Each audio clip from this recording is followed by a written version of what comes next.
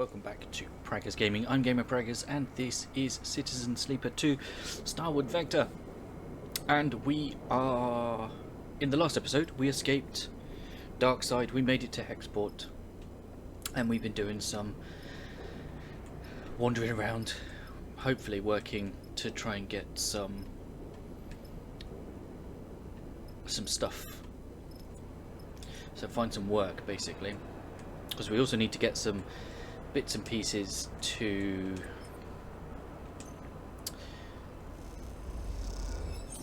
there we go.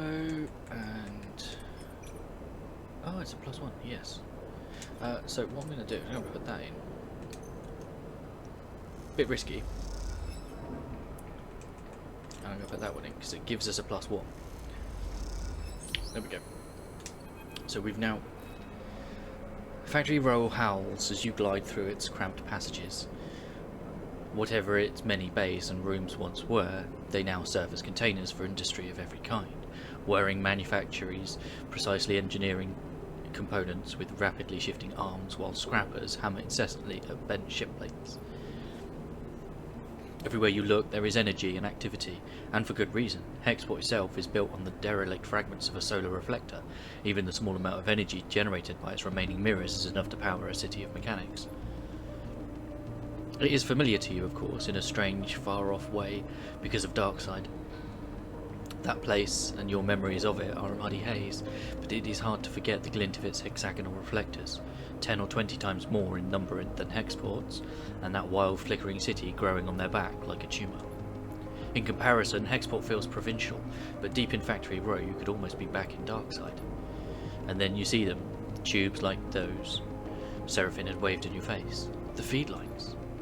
You push over to the display window of the unit marked Cast and Supply in block capitals cut from hull plate.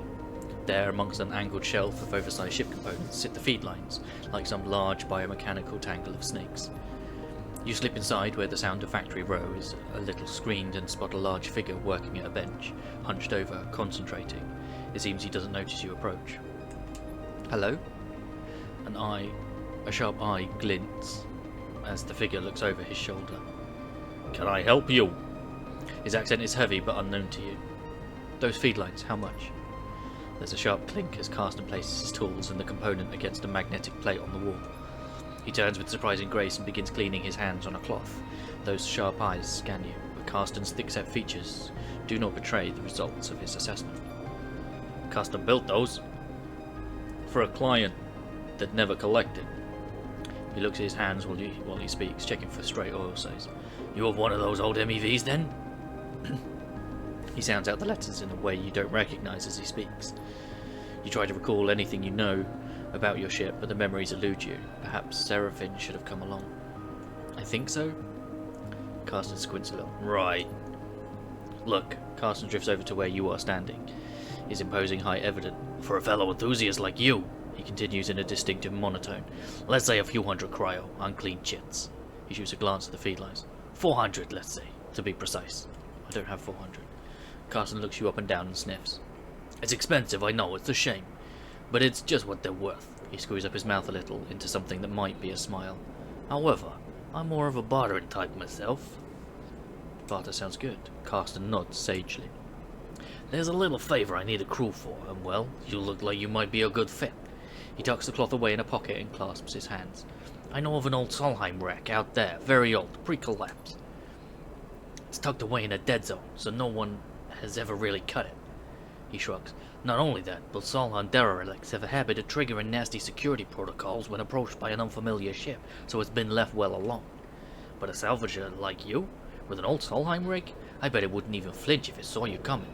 He smiles. I have a special interest, a need for that old tech. All those Solheim ships had a data core, and while I don't care about the accounting reports or material ledgers or whatever they kept in the damn thing, I do care about the hardware. So if I were to find you back here with that data core in your cargo hold, clean cut and complete, well then, I could see my way to doing a straight barter for those feed lines.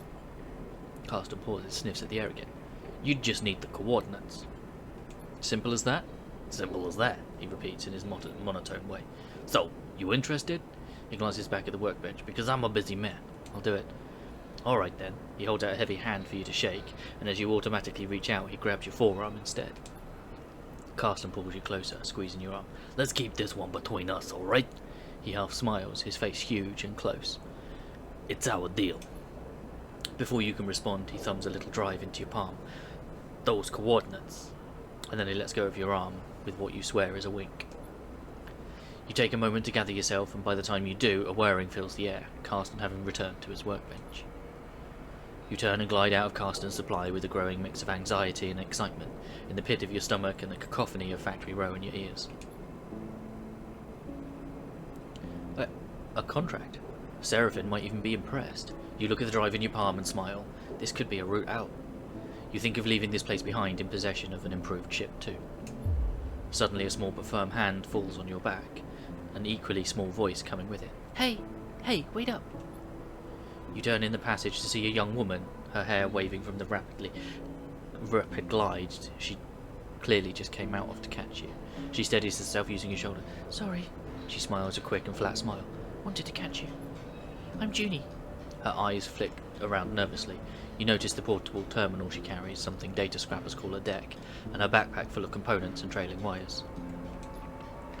Hey, pulls on your shoulder. Give me a sec. Carsten, she starts, still catching her breath. He sent me to grab you. She smiles at that flat smile. Wants me to come with you on that job. Her eyes shoot down to the drive in the palm of your hand. She smiles again. You sure? That's what he said. Carsten's always sending me on things like this. I guess he wants me to help you out. Keep an eye on things. She pauses. I can be pretty helpful. So, she looks around the passage. Should I meet you at your ship? And then you can tell me when you're ready to go. I'm not sure. She looks down. Sure?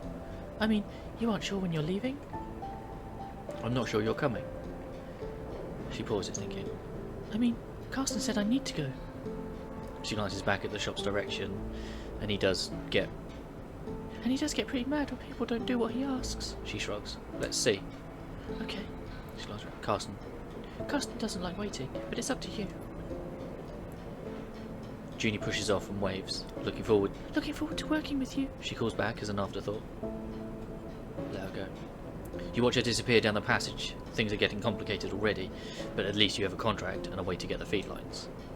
Junie clearly works with data based on the gear she was lugging around, which might make her useful when it comes to pulling out a data core. But the question is, what does she get out of it? And why didn't Carsten mention her sooner? You consider your options as you head back towards the rig. I don't know about this, Sleeper. Seraphine looks nervously out of the rig's windows as you finish explaining Carsten's deal, as well as Junie's offer of help. If this job were easy, Carsten would have done it himself already. That means there's a catch. He frowns at the stars. And there's definitely something going on with this Junie girl. He shakes his head. What choice do we have? What if Seraphine narrows his head?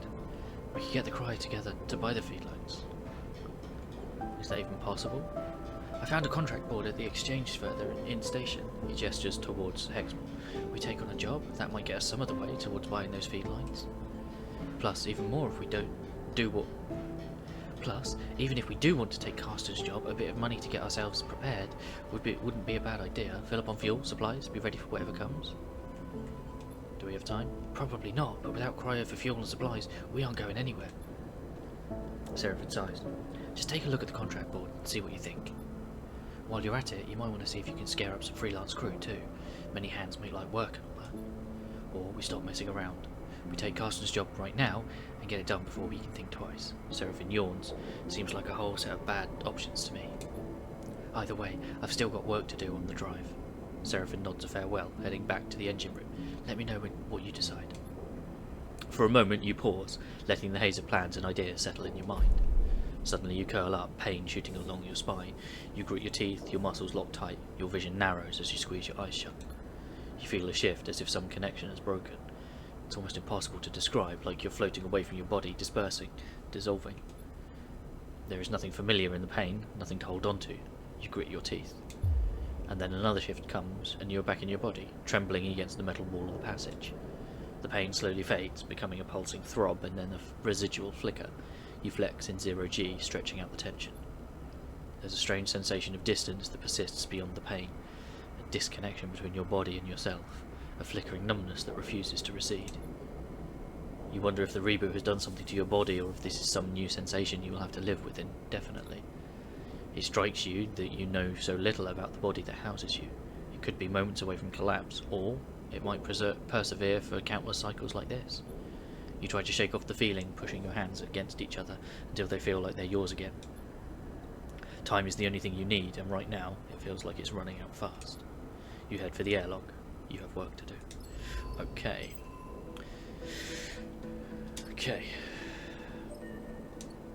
We have Cast and Supply. Can we talk to him? No. Okay. Swift scrap sol. Sell raw scrap. Scrapyard shift for engineer. Data diffusal shift. Okay. But we've also got the contract board. Disable the signal source.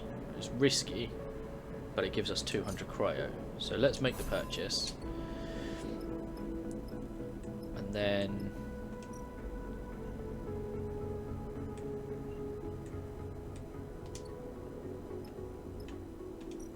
where? Okay.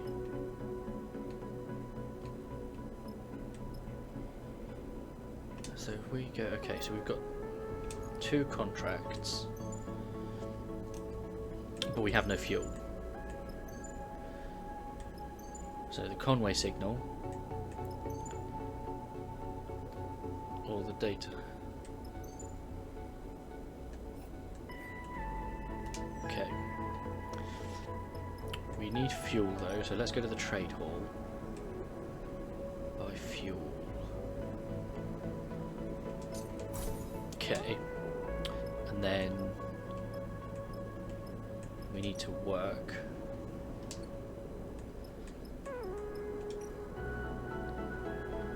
freight loading.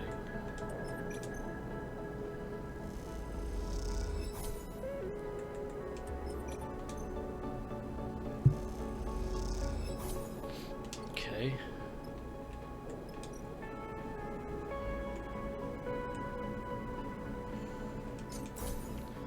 So that gives us 3 cycles before we then start accumulating stress. Or we end the cycle. Let's end the cycle. And maybe work for a cycle. Oh, that's good. Okay. We can.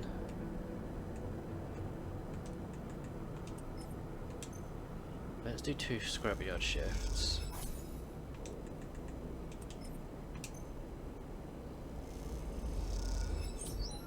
Okay. No point doing that. Contract board.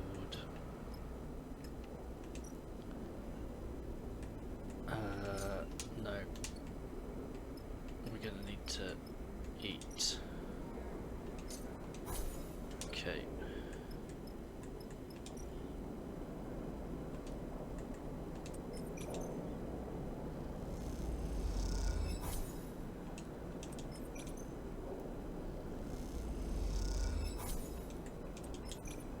Okay. Right.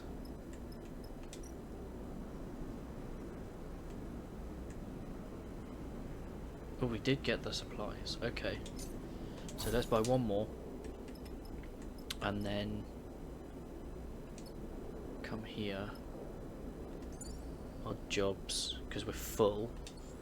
And we can take on the Conway signal. Okay, so Seraphin's locked. We can't take Junie, but we can take Nia.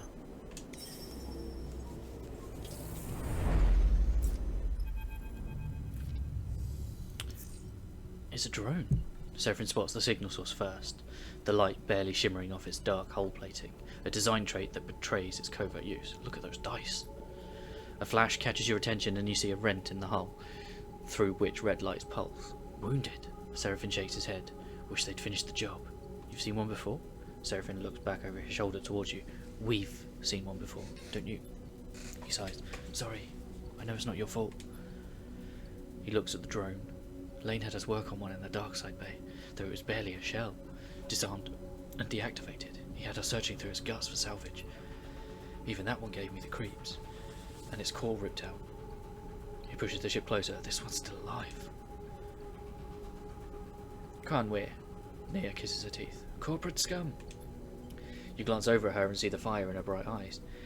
They don't even dare come here and force us out themselves. It's all proxies and drones. She shakes her head. Typical core-bred cowards. Run into them before? She glances at you. You might say that. She looks out at the drone. You won't see me taking my eyes off that thing for a second. Seraphim gradually guides the ship closer. You watch the drone. The system is full of these things now, running missions for their operators. Rare to see one out in the belt, though. Maybe got hit during a run-in with Senate staff Mercs. It looks like it's drifting. Most of the system's blown out. But look, there. He jabs a finger towards a red light on the far side of the drone. It's still broadcasting. Maybe even receiving. How do we shut it off? Seraphim brings you even closer. What I remember from the dark side job is that the central core and the broadcast array need to be shut off to kill these things. Core will turn off local systems, and the broadcast array will sever the link with the convoy operators. Seraphim swallows. But you can bet those systems are protected. Let Seraphim explain. Your attention is suddenly drawn by a shudder from the drone, like a tremor running along its length. This thing is rigged to blow, Sleeper. He frowns. We go slow and careful, and we don't touch anything we don't know about. He turns back to Nia. You hear that? I getcha. She looks sincere. Seraphim brings the rig to a stop, close enough for you to cross through open space to latch the drone's hull. Let's suit up. You head down the airlock to prepare. As you get suited up, you think of the corporate war taking place in the inner system, the war that this drone was driven from. Out here in the shore of the conflict, the biggest danger is that the flotsam and jetsam drifting in with the tides and orbits of the system might one cycle bring the war with it. For now, the belt is outside of his reach, but looking out at the red pulsing drone, that doesn't give you much comfort. Okay. So, hull damage. Okay, right. That's good. Because Nia's got 2 5s. Which gives us 2 6s. I have 2 6s. Okay, and what about the other one? We should probably focus on one rather than the other. Oh, crikey. Well, it looks like I'm doing this one. Oh. Nice. Let's go with a 4.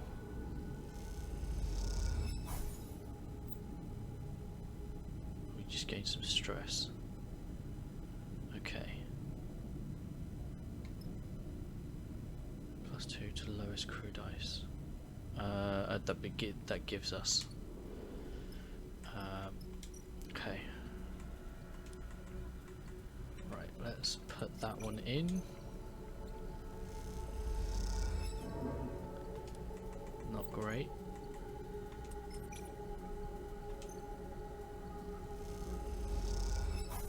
Okay.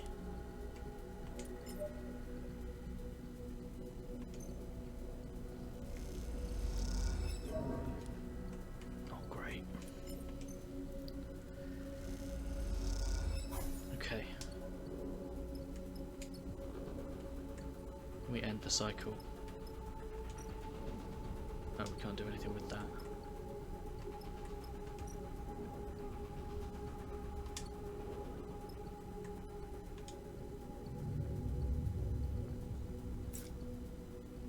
Okay.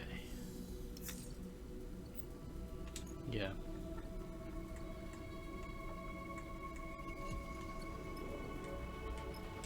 But I can't use the de-stress option because it's unavailable. Okay. Right, I've got a 5 and a 6, so we can put the 6 in there. Okay.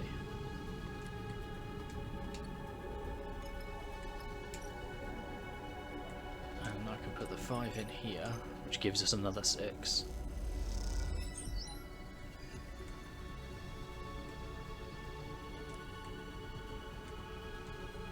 Seraphin's got a 6, so we can put that in. Okay. I can put the 4 in, which gives us a 5. There we go, that's that one. You hear the bleeping immediately. Among the chambers and cabling of the drone's interior, something has started counting down.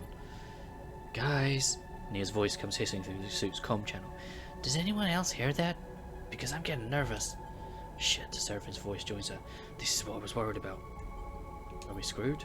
I can't be sure. Seraphin has dropped his voice to a whisper as if that might make a difference. Either this thing is about to send out a distress call, or it's about to blow. We've got to shut this system down fast. He pauses. Then we move on to the other side, because I bet you there's a surprise waiting for us there too. We good? Nia sounds tense. Am I heading back to the ship or what? Seraphin cuts in. We're good. We keep going. He shuts off the channel. You take a moment in the silence. Alright, time to deal with this fast, then get over to the other side before something happens. Okay.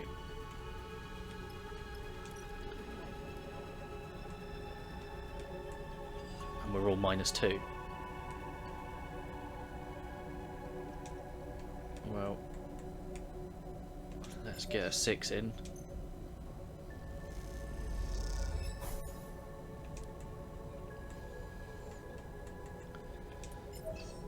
No. We need...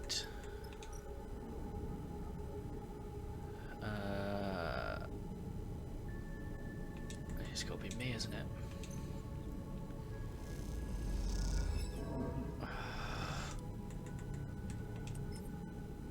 No.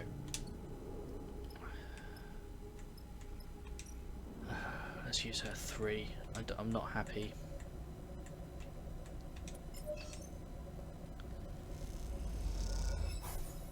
Oh, it did work though. And the cycle.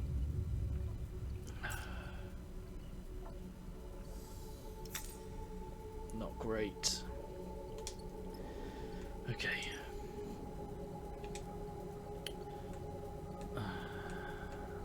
Let's put a 5 in. Okay. Now we can focus on this one. Right, let's put the 4 in. There we go. Okay.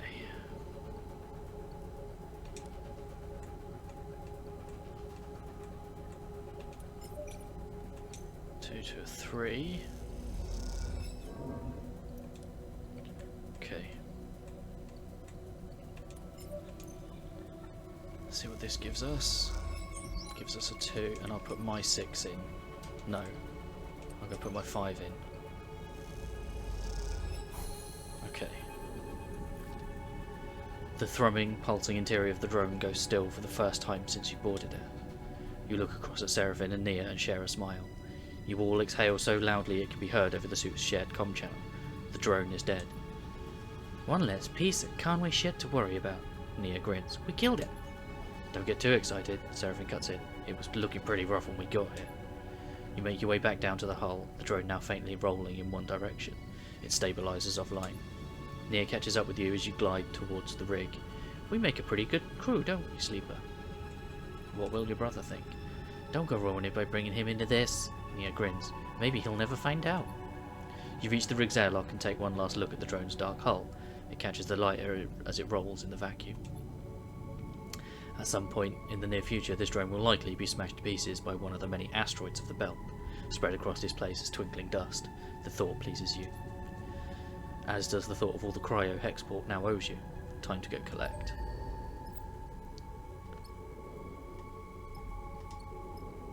There, yeah. Right. And we lose 5 stress on the way back. Okay. After docking at Hexport, Seraphim lets go of the controls and he's back in his chair.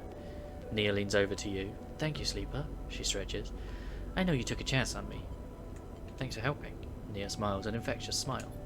Feels good to make a contract work. Seraphim smiles, no matter how we pull it off. It's hard not to agree, and it feels better. It's hard not to agree, and it feels better when the Hexport courier comes with a lockbox full of chits. Lane may still be hunting you, but this should help the effort to slip his net. Suddenly you hear a familiar voice. Nia! Femi glides into view, approaching from the docks. He fixes you with a stare. What are you playing at, Sleeper? Nia wanted to come. You go to speak, but Nia drifts forward, cutting you off. Don't come throwing your weight around, Femi. I can make my own decisions. She glances back at you. Sleeper took me at my word, and I'm grateful. Femi is fuming. Did they now? He turns to you. Well, if you are working for Sleeper, I hope they paid you well. Well, I asked, so... Oh, so they aren't paying you? Seraphim crosses his arms. Let's keep this civil. He realises it's the first time he's meeting Femi. If we are being civil, it seems like Nia has owed her share. Femi fixes you with a severe look. You grab around a quarter of the chits from the lockbox and hold them out to Nia. She takes them sheepishly. Alright then, Femi smiles. We're good here. He turns to leave. Nia mouths sorry and follows Femi across the docks. Seraphim watches them go. You sure know how to pick 'em, Sleeper. He shakes his head. He turns away and heads back along the docking bridge. I just hope we aren't going to end up a stack of cryo short when we need to get out of here. Okay. So, we've got 2 points, so we... +1 to affected crew dice, or we save and get lose the minus on interface. I don't know at the moment. We don't want to end the cycle. We don't have so that yeah. So from the last time we played, yeah. See, interface is one we need. So I think it's worthwhile saving up for that.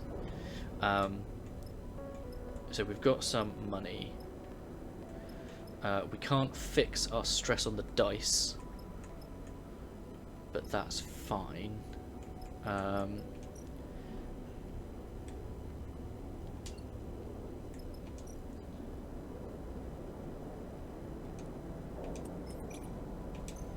What we need is scrap.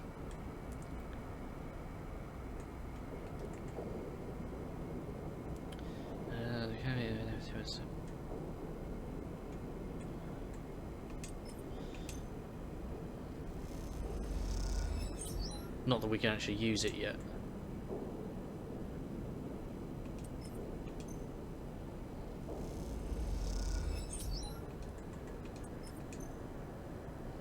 Okay.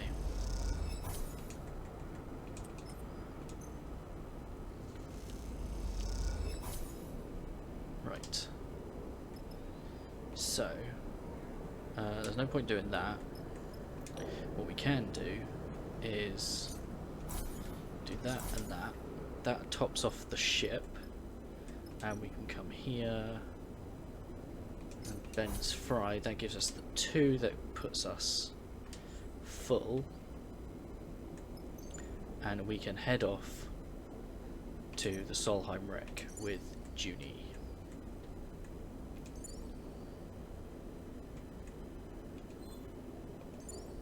Okay, but we can't take Nia. Okay, so let's travel to the contract.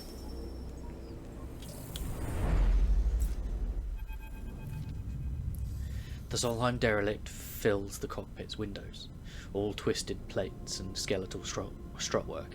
You watched it in horror and fascination.